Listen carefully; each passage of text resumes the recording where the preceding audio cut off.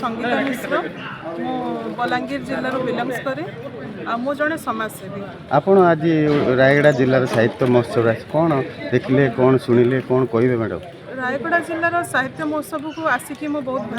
भाग्यवती कहीं आज मोर पुस्तक स्वप्न एक नुआ सकाळ उन्मोचन हो जोटा कि मु बहुत गुड़े आशा नहीं कि लिखी से मोर अच्छी जे आजिकल जो नूतन युवपीढ़ी आजिकल जीवनटा कौन जानूना आपण देखिए सकाळ पाइले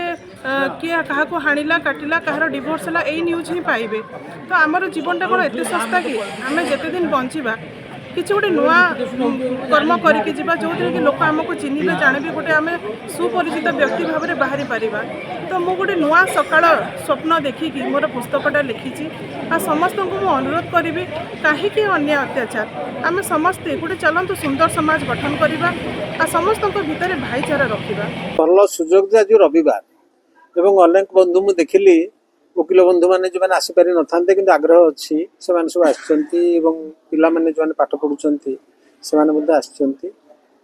रायगड़ा मुझे आगु आसी साहित्य प्रति आग्रह अच्छी संस्कृति प्रति आग्रह अच्छी ये गोटे प्राचीन भूमि किंतु जो जनजाति जीवन ठारू आरंभ कर बर्तमान जो मैंने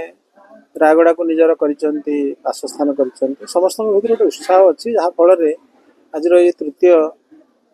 सारस्वत उत्सव बा रायगड़ा साहित्य उत्सव महोत्सव अति धूमधाम पालित है एवं जो सभाटी है मुझे देखिली एत संख्यार आग्रहर सहित जोगदेवा से मत बेस उल्लसित कला और मत लगुच ये धीरे धीरे रायगड़ा आगू आहरी शिल्प क्षेत्र में आगेब रायगड़े लोक मानकर बेपार वाणिज्य ये बढ़ किंतु ता संग को साहित्य प्रति जो आग्रह साधारणतः लोक भावती जे शिल्प एवं साहित्य ये सांग ही चली पारे कि यही मैट्रे चलो देखी राउरकेलार भी से कथा संभव हो रायगड़ा जिते सहर अच्छी बर्तमान ओडिशा रे तार निजस्व विभव एवं जो सांस्कृतिक ऐतिह्य तार अच्छी आधार करके साहित्य उत्सव गुड़िक आगू आहरी सुंदर हो मोर धारणा। मोर तो इच्छा सब वर्ष आसा भारी भल लगे सब कथा।